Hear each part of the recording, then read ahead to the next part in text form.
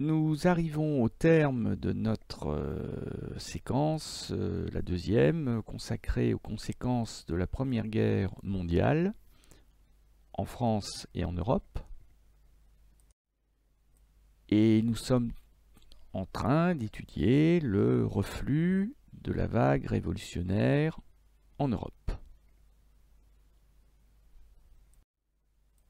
Nous venons de voir qu'en France, les contestations ouvrières, en particulier, a été assez facilement muselée par le gouvernement Clémenceau, et que la France étant une démocratie solide, eh bien l'avenir de la contestation s'est joué pour une bonne part dans les urnes, que la France a choisi de mettre au pouvoir la contre-révolution en élisant une majorité de députés opposés au bolchevisme, tandis que la gauche française volait en éclats à l'issue du catastrophique congrès de Tours.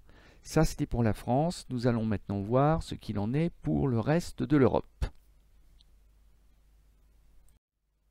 Et c'est l'occasion de jeter un dernier coup d'œil sur cette carte qui nous a beaucoup servi au cours des dernières séances et de nous rappeler que, notamment en Hongrie et surtout en Allemagne, ont éclaté non seulement des troubles, mais carrément des révolutions qui sont des répliques, d'une certaine manière, de la grande révolution d'octobre 1917, la grande révolution bolchevique de Lénine.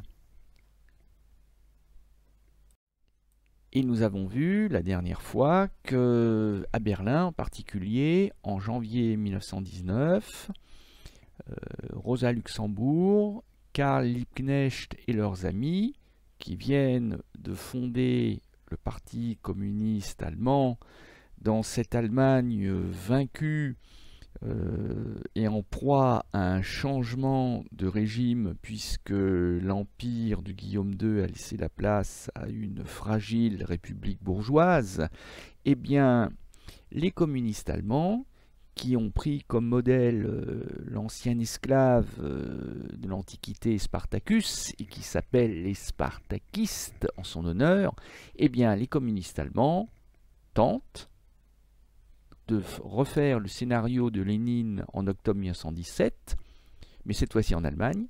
Ils tentent de prendre le pouvoir par une révolution. Rappelez-vous, on devine sur la photographie, si elle était en couleur, que l'homme accroché à la portière du véhicule agite un drapeau rouge devant des passants éberlués. Mais cette tentative de révolution ne va pas connaître le même sort que la révolution d'octobre 1917 à Pétrograd. En effet, la révolution spartakiste ne va durer qu'une petite semaine, du 6 au 13 janvier 1917, et va mal finir, tout simplement parce que le contexte n'est pas tout à fait le même en Allemagne qu'en Russie.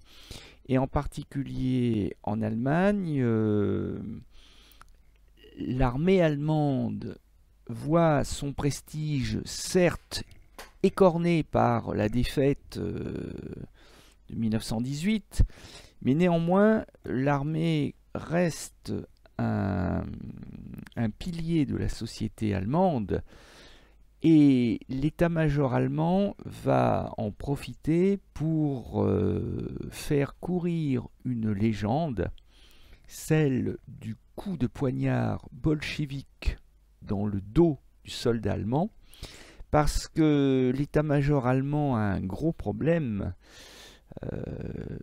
Ludendorff, Hindenburg et les autres ont un énorme problème, c'est comment faire accepter à l'opinion publique allemande que l'armée allemande, qui aurait dû gagner 10 fois la guerre, l'ait finalement perdue.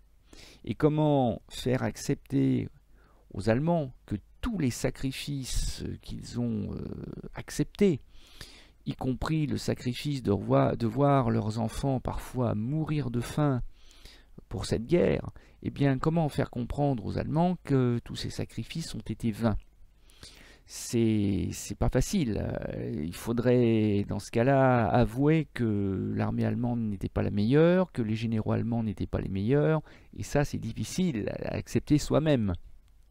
Sauf si l'on fait croire que, alors que la victoire s'offrait aux soldats allemands, le soldat allemand a été traîtreusement poignardé, et donc toute l'Allemagne poignardée avec elle par d'odieux traîtres dissimulés dans l'ombre et qui ont poignardé l'Allemagne au plus mauvais moment. Et ce bouc émissaire, ce responsable de tous les malheurs de l'Allemagne, eh bien, on le voit sur la caricature du haut, ce traître sournois au visage masqué qui surgit de la nuit et qui est vêtu de rouge, la couleur du sang, de la couleur du crime, de la couleur du bolchevisme, et ben voilà, c'est le communiste allemand, le traître, l'antinationaliste, l'internationaliste communiste qui a donc assassiné l'honneur allemand. Alors, l'opinion publique allemande va volontiers croire dans cette fable, dans cette légende qui ne repose sur aucune réalité historique, si ce n'est le fait qu'effectivement en 1917 et en 1918 il y a eu des grèves ouvrières, certes, mais qui n'étaient pas forcément dues à la propagande bolchevique, qui étaient dues à la dureté des conditions de travail et à la maigreur des salaires. On a vu d'ailleurs les mêmes mouvements ouvriers en France, hein, rappelez-vous la grève des midinettes. Bon. Mais néanmoins, l'honneur national allemand étant en jeu, l'opinion publique allemande va croire volontairement dans cette fable, avec parfois d'ailleurs une variante dont s'inspirera Hitler plus tard, c'est-à-dire que c'est pas uniquement le communiste qui est l'auteur de ce coup de poignard dans le dos de l'armée allemande, c'est parfois le juif. Et on reconnaît sur la deuxième caricature en noir et blanc toute la caricature, toute la haine antisémite à travers le nez busqué, les oreilles décollées et l'étoile de David. Hein. Et d'ailleurs, pourquoi ne pas associer communisme et anticommunisme et antisémitisme? Pourquoi les communistes ne seraient-ils pas en même temps des juifs? Une double raison de les haïr, puisqu'ils sont ainsi doublement ennemis de l'Allemagne. Voilà ce discours qui va justifier le massacre, la répression, le massacre des spartakistes en janvier 1919. Parce qu'à partir du moment où les spartakistes sont rendus, à tort ou à raison, responsables de la défaite allemande, eh bien, ils vont en payer le prix. La toute jeune République allemande va demander à l'armée allemande, ce qu'il en reste, d'écraser les spartakistes, mais l'armée allemande va d'ailleurs recevoir l'aide de volontaires qui vont être équipés par l'armée allemande, hein, armés par l'armée allemande. Ces volontaires sont d'anciens combattants issus des rangs de l'extrême droite, donc par définition des anticommunistes, des anti-bolcheviques, qui s'appellent les corps francs, Freikorps, et ces corps francs vont faire le sale boulot et vont massacrer les spartakistes. Hein. On voit sur ce tableau qui n'est pas un pur chef-d'œuvre, mais qui a le mérite de nous décrire l'écrasement de la semaine sanglante, hein, et ça veut bien dire ce que ça veut dire, la semaine sanglante, le sang a coulé abondamment.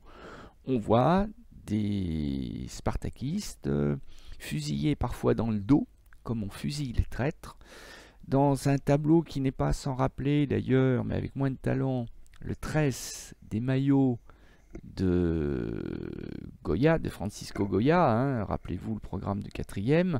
Bon, on voit donc l'écrasement des spartakistes dans un bain de sang. Karl Liebknecht sera au rang des fusillés. Rosa Luxembourg elle-même sera assassinée, elle est enlevée, on ne récupère par des inconnus, on ne retrouvera Son cadavre qu'un mois plus tard, criblé de balles, méconnaissable.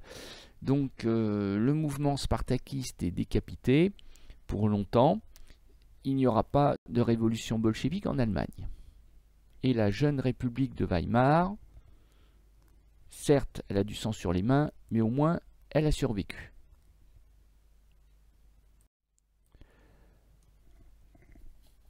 En Italie, le scénario va être à peu près le même, même s'il n'y aura pas de point d'orgue, même s'il n'y aura pas un grand massacre sur une semaine comme c'est le cas dans l'Allemagne de 1919.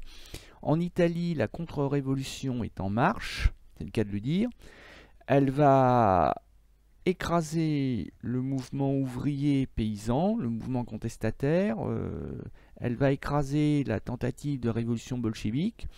Ça se fera de manière plus lente, plus dispersée, mais de manière tout aussi violente, parce que dans cet état faible où le gouvernement ne s'appuie pas sur une police et sur une armée suffisamment efficace pour agir, eh bien, les grands propriétaires fonciers, les grands propriétaires d'industrie comme la famille Agnelli qui contrôle Fiat vont faire appel, là encore, à des anciens combattants nationalistes d'extrême droite. Alors ça ne sera pas les Corps francs, ça ne sera pas les Freikorps en Italie, ça sera les chemises noires, parce qu'ils sont vêtus d'une chemise noire tout simplement, parce que ces anciens combattants portent le deuil de la victoire. Parce que, comme beaucoup d'Italiens d'ailleurs, les chemises noires considèrent que la victoire de 1918 est une victoire mutilée. C'est ainsi qu'ils l'appellent. Les Italiens ont le sentiment d'avoir été bernés, d'avoir été roulés dans la farine par les Alliés, notamment français, britanniques et américains, qui ont fait miroiter à l'Italie en 1915 de belles promesses pour pousser l'Italie à rentrer en guerre aux côtés des Français et des Anglais contre les Allemands et les Autrichiens, mais que ces belles promesses se sont envolées en fumée et que, en particulier, les territoires à l'est de l'Adriatique que l'Italie devait recevoir, et bien finalement n'ont pas été donnés à l'Italie puisque c'est la Yougoslavie, la toute jeune Yougoslavie qui s'en est emparée.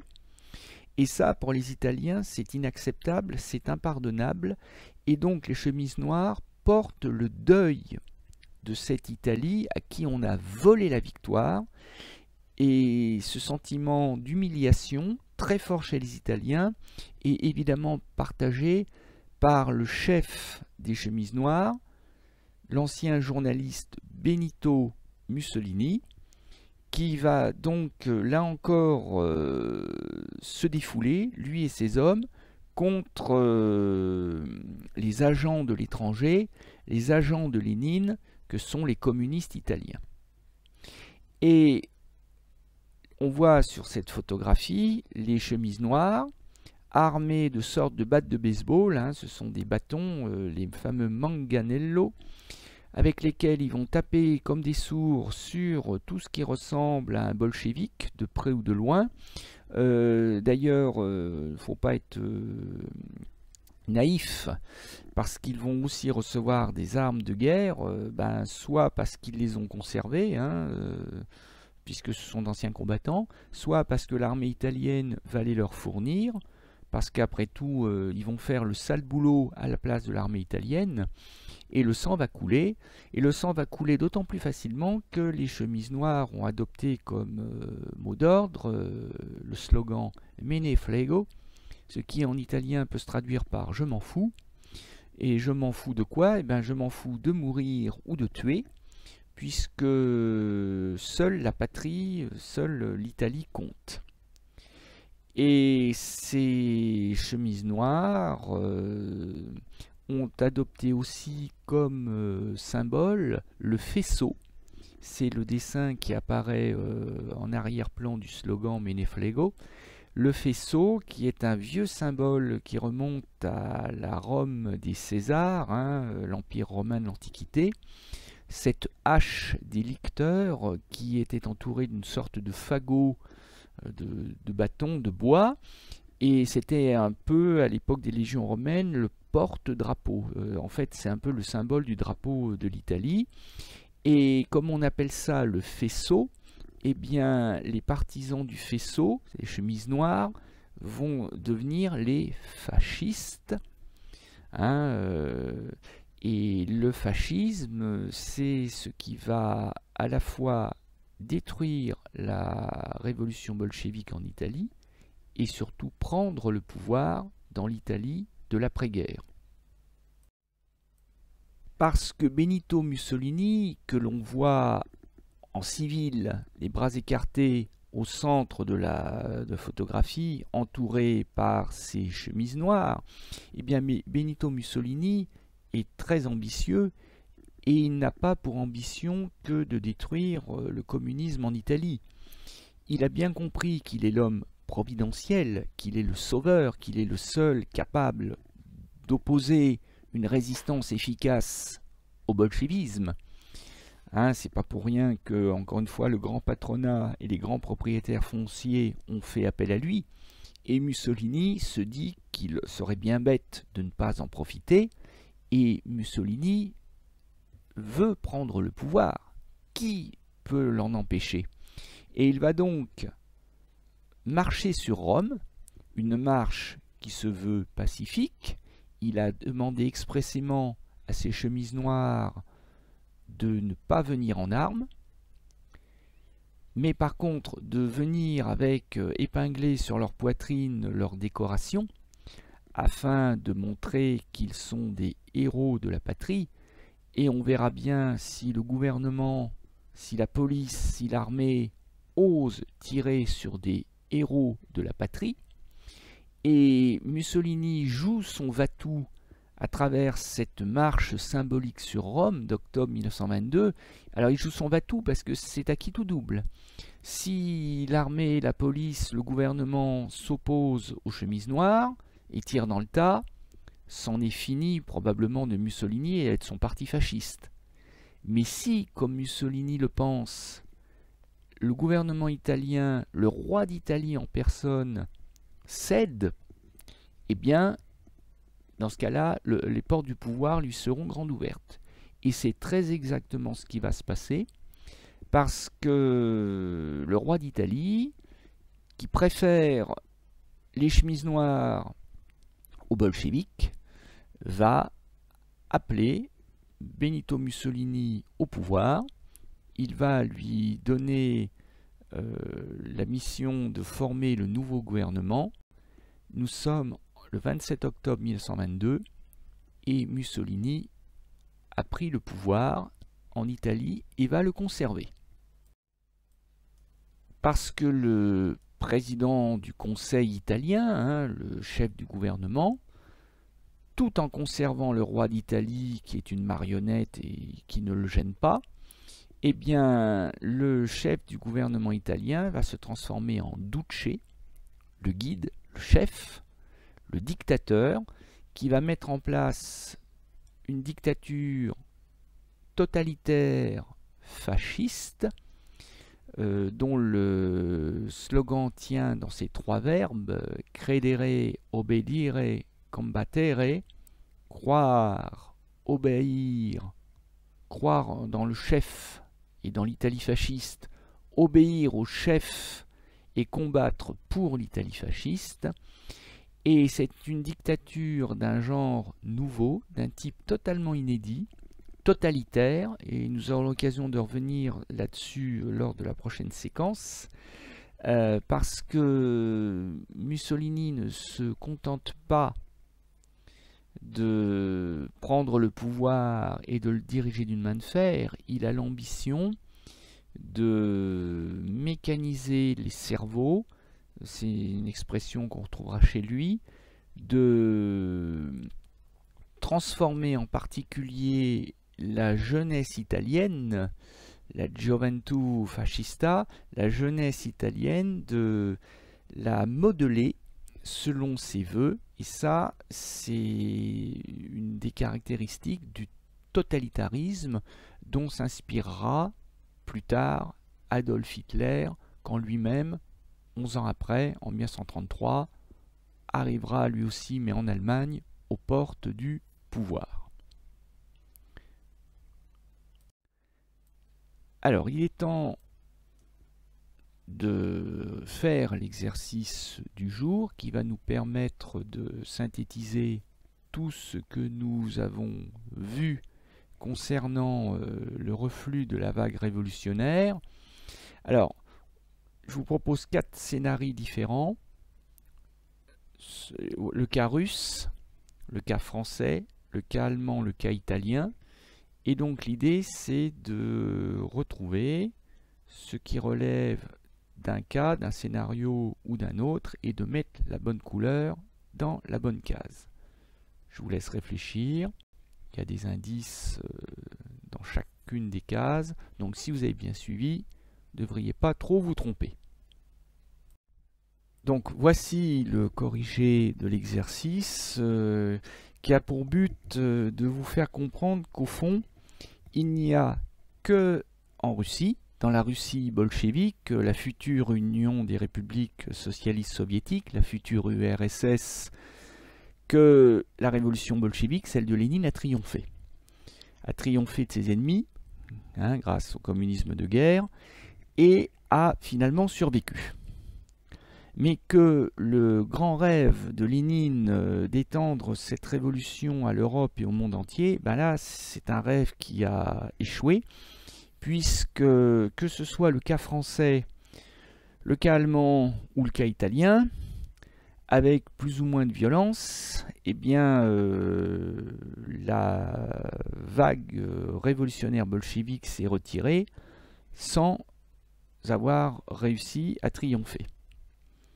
Donc l'échec est évident en France, en Allemagne et en Italie, comme dans d'ailleurs le reste du monde. Ce qui fait que Lénine est obligé d'en tirer la conclusion suivante, et la révolution qui devait être mondiale est une révolution qui se fera dans un seul pays, c'est d'ailleurs l'URSS, en attendant mieux, en attendant des jours meilleurs. Et du coup, nous voici parvenus à l'ultime trace écrite de la séquence, intitulée donc le reflux révolutionnaire dans toute l'Europe. Donc en Allemagne, la toute jeune République de Weimar triomphe des spartakistes écrasés lors de la semaine sanglante de Berlin de janvier 1919. Leurs chefs, Karl Liebknecht et Rosa Luxemburg, sont assassinés par les corps francs, milices paramilitaires d'extrême droite. En Italie, grands propriétaires terriens et industriels financent les chemises noires de Mussolini. La marche sur Rome d'octobre 1922 lui permet d'instaurer un régime totalitaire fasciste anticommuniste. Grâce au communisme de guerre, Lénine vainc les Russes blancs et fonde fin 1922 l'URSS, seul pays dans lequel la révolution a triomphé. Voilà, c'est tout pour cette séquence. À bientôt pour une autre séquence d'histoire, de géo ou pourquoi pas de MC.